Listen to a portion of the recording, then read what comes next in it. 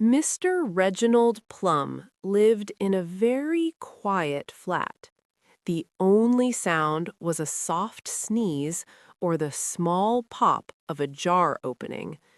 When he greeted me at the door, he gave me a careful smile and held a cloth bag full of apricots in his hand.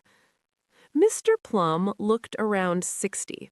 His hair was soft and gray, and he wore a jumper the color of apricots, which made sense later. His glasses sat low on his nose, as if they were tired too. He had a quiet voice, the kind people use in libraries or around sleeping cats.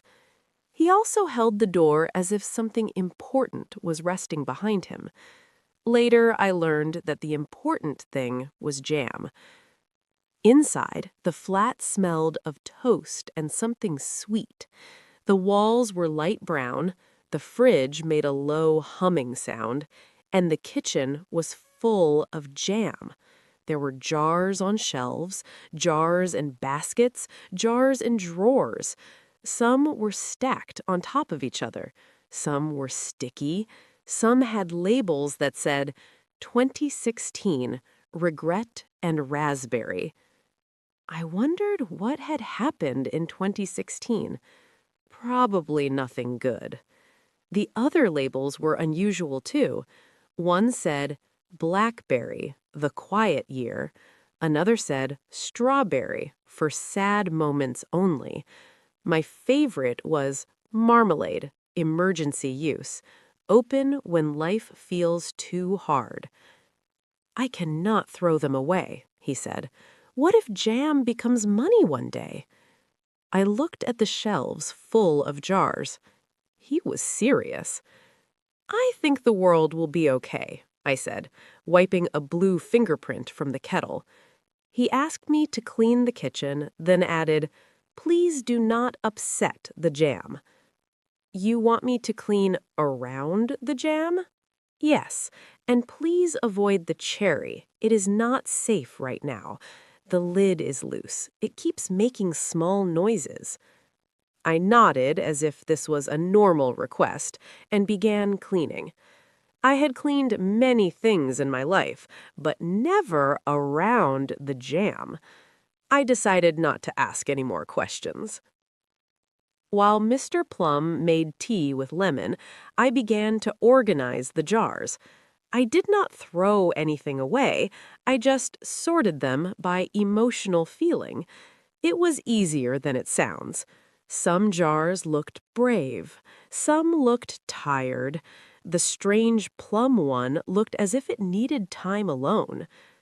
When Mr. Plum returned, he stood very still in the doorway, as if he was afraid to breathe. You moved them? I did not move them. I grouped them by emotional feeling. He stepped closer and looked at one of the shelves. You put sadness next to hope? They seem to work well together. He sat down and looked around again. Then he smiled, a real smile, the first one that day. This actually feels better, he said.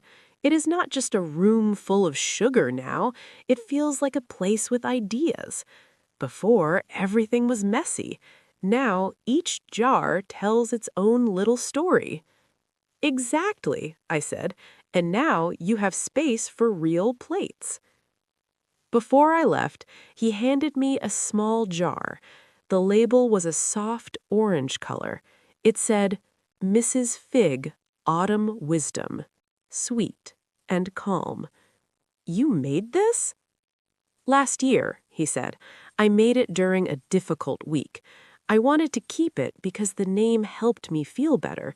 But today, you made the kitchen feel clear again, so now I can give it to you.